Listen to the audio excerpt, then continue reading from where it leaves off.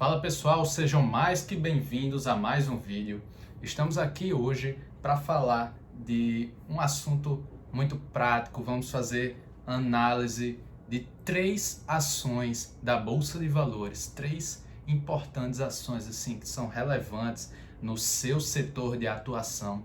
São empresas ótimas e detalhe, eu tenho as 3 na minha carteira. Isso aqui, vale lembrar, não é recomendação de investimento, é importante que você saiba disso. Eu tenho elas, eu conheço essas empresas e eu venho aqui falar sobre elas para que vocês vejam a forma que eu invisto e talvez se inspirem, né? O meu objetivo é esse mesmo, é que vocês se inspirem no jeito de investir, busquem a maneira mais correta. É claro que vocês não vão me imitar, não estou dizendo que é para vocês fazerem isso, mas quem sabe você retira algum insight valioso desse vídeo e você adapta aí o seu modo de investir, né? Sempre investindo em empresas ótimas, no preço justo. Esse canal aqui é mais voltado para isso, investimento em valor, investimento em uma ação ótima a um preço justo, né? E esse é um modo assim que eu tenho para mim que é mais correto de se investir. Você pode tirar suas conclusões, fazer a sua análise, mas eu estou aqui por esse objetivo. Então, pessoal, vamos dar início ao vídeo, né? Se você é novo aqui no canal, se você está chegando agora, se esse é o primeiro vídeo que você assiste, eu quero que você saiba que aqui eu falo sobre valuation. O assunto principal é valuation, porque eu acredito que ele é uma parte decisiva, né? Uma parte muito relevante para a nossa tomada de decisão nos investimentos. Quem sabe você investe em boas empresas, mas está tendo prejuízos, né? O retorno abaixo do que você esperava, um retorno que não lhe agrada. Talvez você não esteja aplicando o valuation no seu modo de investir. Porque quando você compra empresas ótimas, mas você paga um preço muito alto por elas, você mesmo assim pode ter prejuízo. E aí você pode ficar achando que o seu jeito de investir está errado, que você analisou errado aquela empresa, mas pode ser, né? Muitas das vezes a causa principal é que a pessoa compra aquela ação a um preço que é acima do preço justo, acima do valor intrínseco da empresa. Então eu quero estar trazendo aqui 3 ações que elas aparentemente, né, estão abaixo do seu preço justo. É muito provável que elas estejam sendo negociadas a um desconto em relação ao preço justo. E são essas oportunidades que nós buscamos, que eu busco, né, na verdade, para os meus investimentos. Empresas que estejam negociadas com um desconto em relação ao seu preço justo. Então, antes de estar falando sobre essas 3 empresas, eu quero dar aqui alguns detalhes sobre o que eu fiz, né? Algumas observações e pontos importantes, né? São 3 empresas, né, que podem ser boas oportunidades para comprar hoje, né? Tanto pela valorização quanto pelos seus dividendos. Então, pessoal, é importante que, além da gente olhar para essa valorização em relação ao preço justo, esse upside, né, que nós falamos, é importante que a gente olhe também os dividendos. Os dividendos são um retorno que muitas das vezes ele pode até ser garantido pela empresa, né? E nós temos um caixa, né, um fluxo que nós recebemos na nossa própria conta da corretora, e esse fluxo, esse dinheiro de dividendos nós podemos alocar onde nós quisermos. Podemos até aumentar a nossa participação na mesma empresa. Por exemplo, uma determinada empresa me dá dividendos, eu pego esses dividendos e compro mais ações daquela mesma empresa. É isso que eu busco fazer. Porque se aquela empresa me dá dividendos, eu compro mais participação nela, eu vou aumentar o próximo dividendo que ela vai me pagar, né? E caso ela mesma aumente o dividendo por ação, eu vou ganhar ainda mais. Então, essa estratégia de dividendos é muito boa. Se você é uma pessoa que busca mais estabilidade, eu aconselho, né, que se você está investindo agora em ações, busque ações de dividendos, né? Porque se você não tem muito apetite ao risco, né? Se você não aguenta tanto aquelas grandes variações, né, nos preços, a alta volatilidade, você pode aí optar por ações mais estáveis, mais perenes, que pagam muitos dividendos e você aí vai ficar tranquilo na sua jornada como investidor, né? Então, lembrando que isso aqui não é uma recomendação, né? E eu quero que vocês prestem atenção no PL estimado, certo? Isso aqui é muito importante, pessoal. Por quê? Nós estamos usando o LPA estimado por um conjunto de analistas, né, ao redor do país ou não, um conjunto de analistas, né, e muitas das vezes são poucos analistas, né. Então, o ideal é que você pegue uma estimativa feita por diversos analistas. Se você pegar de poucos analistas, a probabilidade que isso dê errado é mais alta, né? Então eu vou estar usando para calcular nós vamos fazer aqui um valuation por múltiplos, né? Utilizando o PL, né? Pegando o lucro por ação projetado por esses analistas, né? O lucro projetado mínimo, né? Porque vários analistas fazem suas estimativas. Vamos pegar ali a menor estimativa para ser bem conservador e verificar, né? Se ainda há upside mesmo utilizando a estimativa mínima, certo? E vou mostrar para vocês também, de vez em quando, a minha estimativa, né, feita para o LPA e também a estimativa média desses analistas, certo? É importante que eu fale aqui também que muitas vezes esses analistas erram a estimativa de LPA, certo? Muitas vezes as empresas batem aquela estimativa feita pelos analistas, né? Alcançando um lucro por ação, às vezes, bem acima daquela estimativa feita por eles. Então, pessoal, a primeira empresa aqui seria o Banco do Brasil, né? BBAS3. O Banco do Brasil é o banco brasileiro com maior taxa de penetração, né, no território brasileiro. Ele abrange, se eu não me engano, cerca de 99% dos municípios, tá? E praticamente abrangendo toda a população brasileira, né? Praticamente todas têm acesso a uma agência do Banco do Brasil. Então, é um banco que ele não é privado, né? Ele tem justamente esse risco aí por ser público, por ser do Estado, né? Mas pode ser que ele esteja sendo negociado abaixo do seu preço justo, né? Eu acho muito interessante essas análises por múltiplos, né? Muitas vezes nós fazemos assim de uma forma rápida e encontramos um insight ali sobre aquela ação, sobre o seu preço justo, né? Não é porque é uma análise mais rápida que ela não tenha o seu valor, né? Existe a análise por fluxo de caixa descontado, que é uma análise mais lenta, né? Você pega muito mais dados e também é uma análise para longo prazo, né? Mais para longo prazo, porque você faz uma estimativa aí de lucros, de fluxo de caixa durante vários anos. Aqui nesse caso aqui desse valuation por múltiplos, eu estou pegando o lucro estimado do próximo ano apenas, né? É uma análise mais rápida, bem, né, mais simples de ser feita, mas ela tem o seu valor muitas das vezes, né? Então, vamos começar aqui a ver os múltiplos, né? Atualmente, o Banco do Brasil ele tá sendo negociado ao múltiplo de 5,13 vezes os seus lucros, né? Então, o PL é de 5,13 vezes. O lucro por ação atual é de R$ 6,83, certo? Lembrando que está sendo negociado aí na casa dos R$ 33, R$ 34, se eu não me engano, né? Então, é LPA estimado mínimo pelos analistas, né? Dentre todos aqueles analistas, a menor estimativa foi de 7,13, né, reais. E a média foi de 7,92. Você já vê aí que tem uma alta disparidade, né?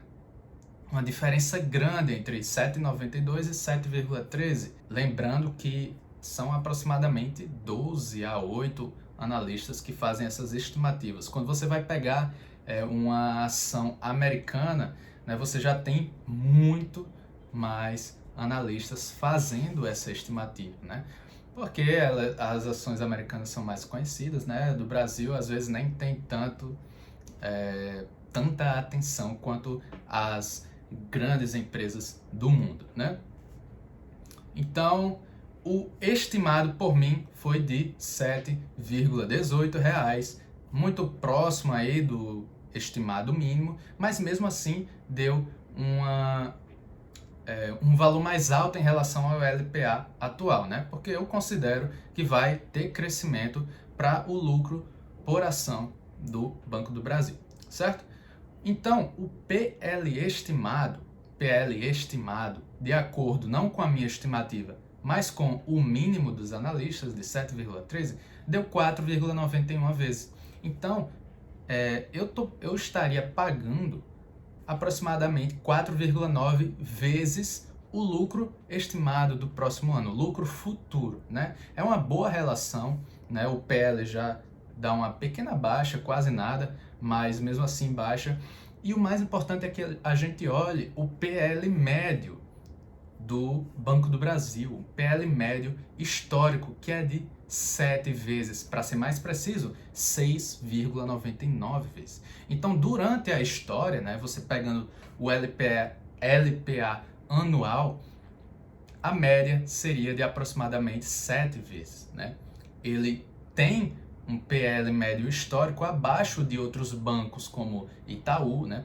Porque o Itaú ele é privado. Então existe aí meio que uma punição sobre o Banco do Brasil por ele ser um banco que não é privado, né?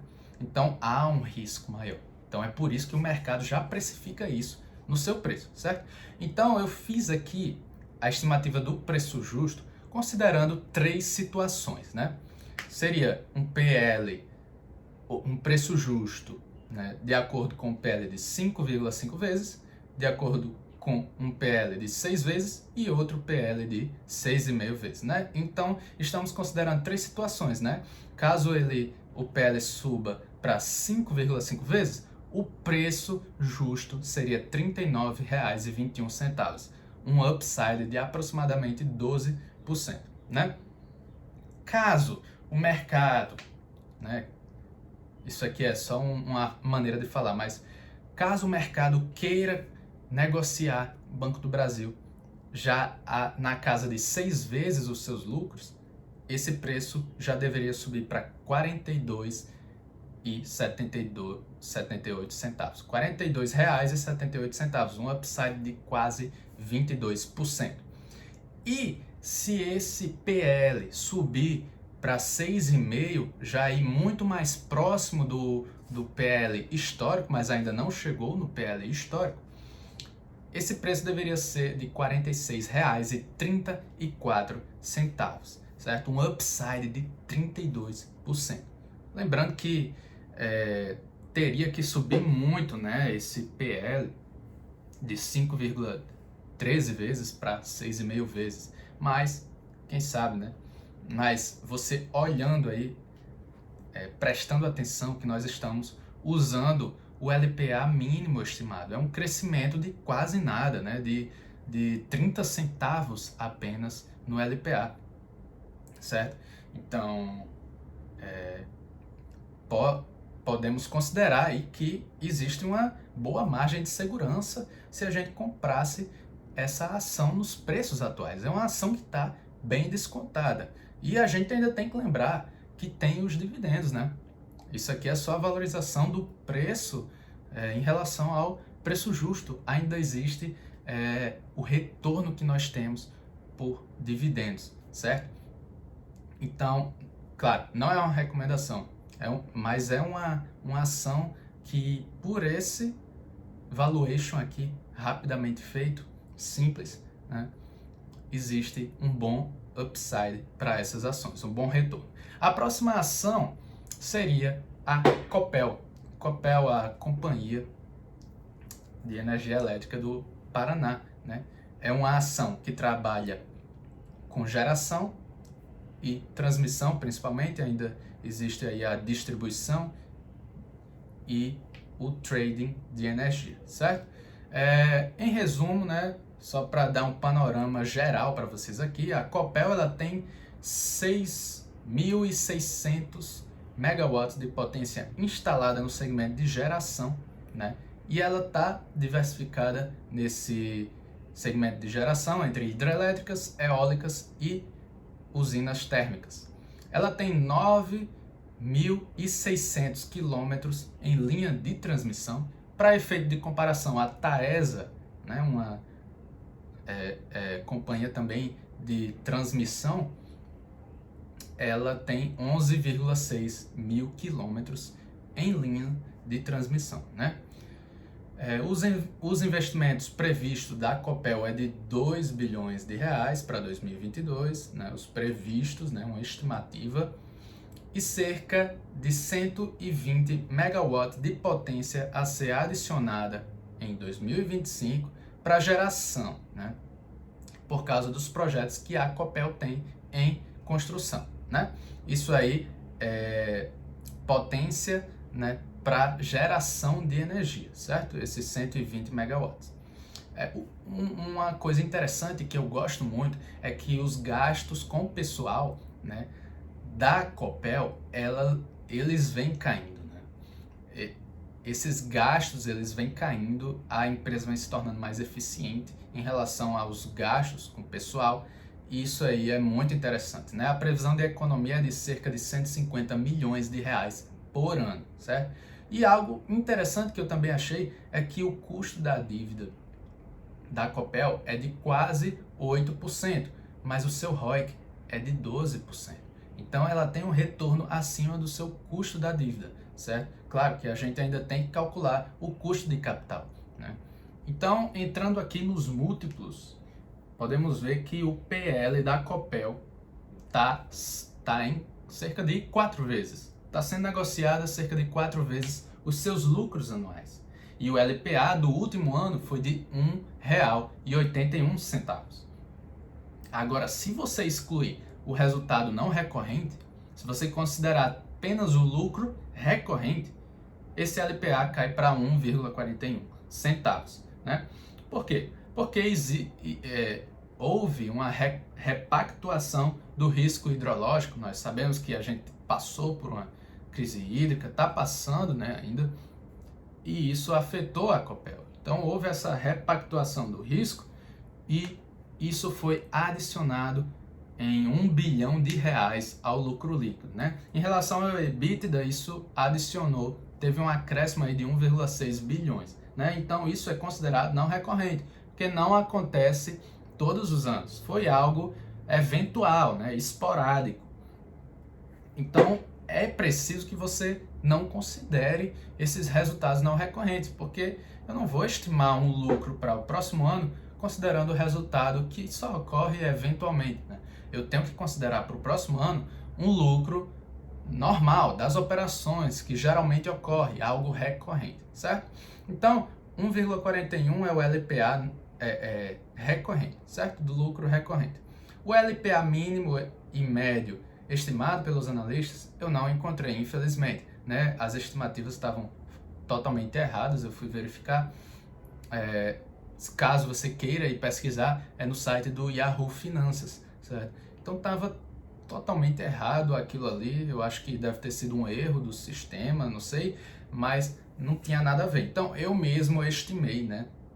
Eu peguei o que eu estimei da Copel e vamos seguir nesse cálculo para o nosso PL estimado, certo? Eu estimei um LPA de 1,19, né, para as operações, e se eu considerar todos os resultados não recorrentes, seria de 2 vezes, né? Ia haver um crescimento. Mas eu me sinto mais seguro utilizando apenas os lucros recorrentes, o que vem realmente das operações. Então, como é que eu fiz isso, né?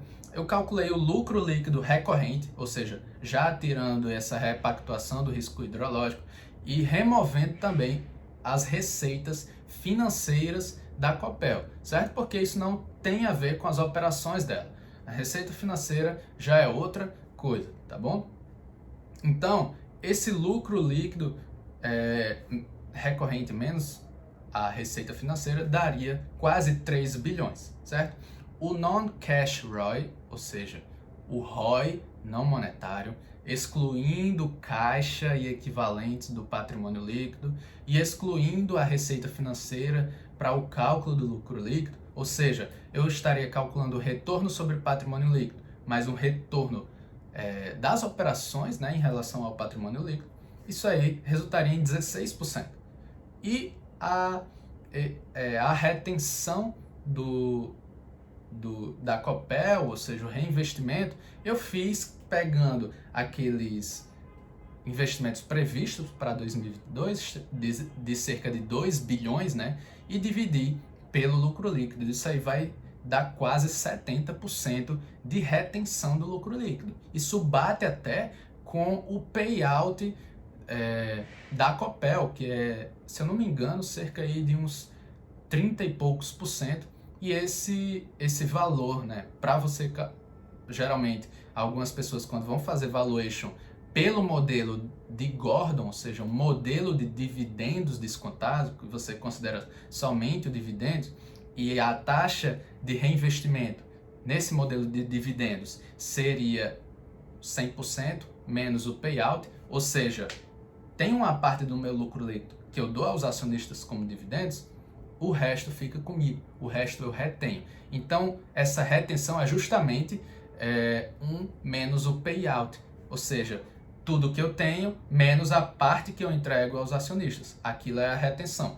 E eu multiplico essa retenção do lucro vezes o ROI, né? Isso aí vai me gerar a taxa de crescimento. Isso é para o modelo de Gordon, né? Mas eu estou mostrando aqui que o crescimento que eu calculei, né, a taxa de reinvestimento que eu calculei, bate com essa taxa de retenção dos dividendos. É uma empresa simples que trabalha com transmissão, geração, é um setor simples de se entender, né?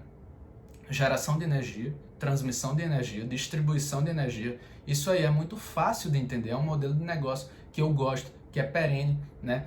E paga muitos dividendos. Então também, por ele ser fácil, é fácil você calcular essa taxa de crescimento, de retenção dos lucros, né?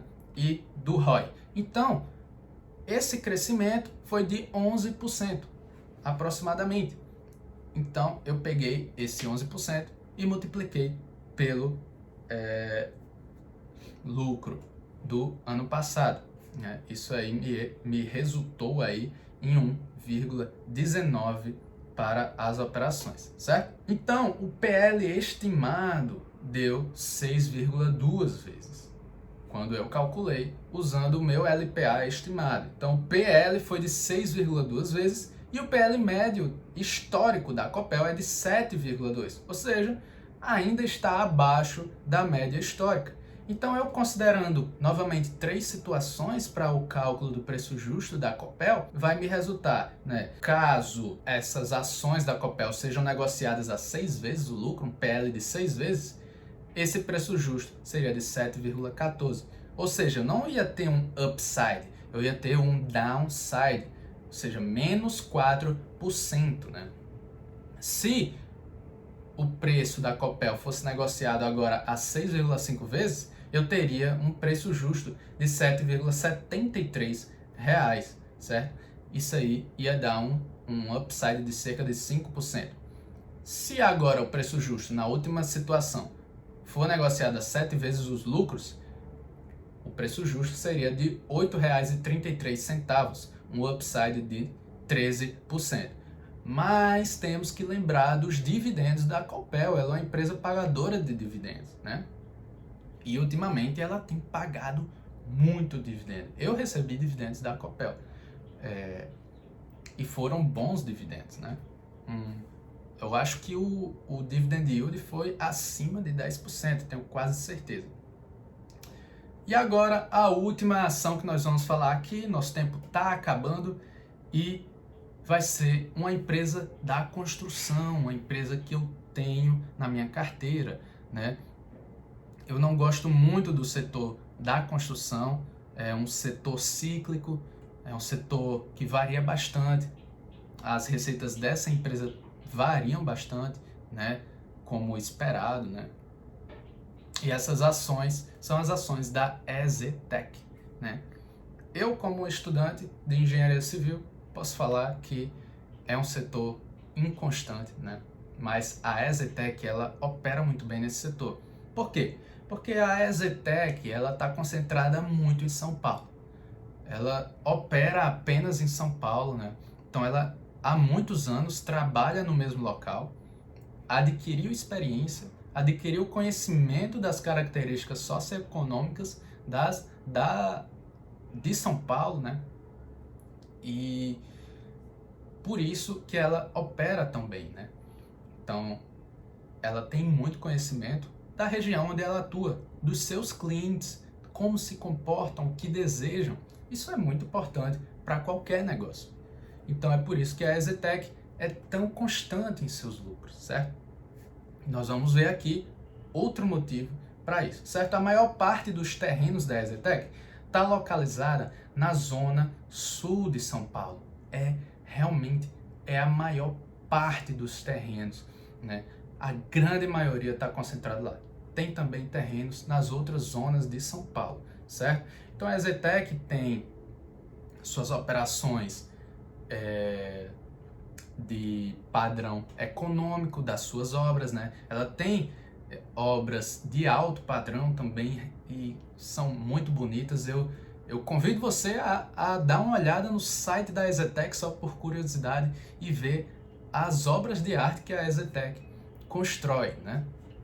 Projetos arquitetônicos fantásticos. Quem dera que eu pudesse morar num prédio feito pela EZTEC. Padrão de excelência, né? É muito bonito. Então, enfim, eu gosto também da EZTEC nessa perspectiva como cliente, né? Assim, como estudante da engenharia civil, a gente consegue enxergar muitos problemas de construção, né, nesse setor. Existem obras extremamente atrasadas, mal feitas. Não sei se na sua região se fala esse termo, mas cheio de gambiarra. E a EZTEC realmente tem essa excelência com a sua construção. Outra empresa que eu destaco muito nesse quesito seria a empresa Plano e Plano. Plano e Plano, Cyrela, que são empresas com um ótimo padrão construtivo. MRV são grandes empresas, né, dominantes no seu setor, né? A Cyrela, a MRV são grandes dominantes no setor. Mas enfim, vamos falar aqui da EZTEC. A EZTEC tem quase todas as suas obras residenciais, vendas líquidas de 1,15 bilhão de reais em 2021, uma margem líquida extremamente alta para o setor, de 45%. Para você ter ideia, a Cyrela, a margem líquida atual, acho que beira os 20%, certo? Então a EZTEC é muito boa nisso, né? Tem uma margem líquida alta, ela opera bem nos momentos de alta, né? E nos momentos de baixa ela freia ali um pouco as suas operações para controlar, né? Para não dar muito prejuízo. E o momento atual, com a pandemia, né? Com a inflação dos custos das construções, né? O indicador nacional dos custos da construção, o INCC, ele está em alta também, como os outros indicadores de inflação, né? Mas o resultado financeiro da EZTEC é muito bom, é grande parte do lucro, né? Vem de aplicações atreladas aí ao CDI, muito próximo da Selic. Então essa alta recente da Selic, né, em relação a 2020, é muito benéfica para a EZTEC, aumenta o seu resultado financeiro. E como isso faz parte das operações, porque a EZTEC ela realiza financiamento do saldo devedor dos clientes quando a obra já é entregue, então ela tem isso como suas operações, né? O resultado financeiro faz parte das operações da EZTEC, né? E essa taxa média do financiamento é muito alta, é de 10,3% mais o IGPDI, certo? E nós sabemos que a inflação tem sido alta recentemente. Então, a EZTEC se beneficia desses momentos. Então, além dela estar num setor que é considerado cíclico, inconstante, que não é perene, ela acaba se saindo bem por causa das suas operações financeiras, certo? Então, o PL atual da EZTEC é de 9 vezes, certo? O seu lucro por ação atual é de R$ 1,89, R$ 1,89. O LPA estimado mínimo pelos analistas é de 1,76 e a média de 2,38. Novamente, poucos analistas, né? Há uma grande diferença entre a média para a mínima estimativa, e o LPA estimado por mim foi de R$ 2,00, certo? Abaixo da média e acima também do mínimo. Ficou uma média entre esses dois, né? Praticamente. O PL estimado utilizando o mínimo e não o LPA estimado por mim foi de 9,68 vezes. Ou seja, estamos pagando um preço, né? Esse preço atual representa um múltiplo PL, né? Considerando o LPA futuro, acima do PL atual. Porém, ainda é bem abaixo do PL médio histórico. E também estamos considerando aqui que esses analistas aí, eles erram demais, né? Eles não sei nem o que é que eles estão fazendo da vida deles para encontrar um PL que sempre dá errado, né? Um LPA no caso, né? Então o PL médio é de 15 vezes. Então vamos considerar aí o preço justo em três situações, né? Para uma relação PL de 10 vezes, uma de 12 e outra de 14 vezes, certo? Considerando que o PL vai para casa de 10 vezes os lucros, né? Esse preço justo já seria de R$ 17,60. Um upside aí de aproximadamente 3%, né? Considerando que é uma ação que não paga tantos dividendos, né? Mas o dividend yield dela, em relação aos últimos 12 meses, é até bom. Considerando que o PL vai para casa de 12 vezes, né? Esse preço já vai para R$ 21, uma alta de 23%, um upside de 23%. E para finalizar, um PL na casa dos 14, aí já bem mais próximo do PL médio histórico de 15 vezes, essa ação deveria ser negociada a R$ 24,64, um impressionante upside de 45%. Claro que nós, olhando para essas estimativas, né, mais próximas da média histórica, esse preço fica bem atrativo, nós ficamos com vontade de comprar essas ações, né, por causa do upside, né, nós olhamos sempre a melhor hipótese, né, nós sempre olhamos isso nos atrai, né, mas nós temos que nos controlar, não ficar entusiasmados demais, né, não achar por arrogância, né, que tudo vai acontecer dessa maneira, da melhor maneira. Não, nós devemos comprar tudo com margem de segurança.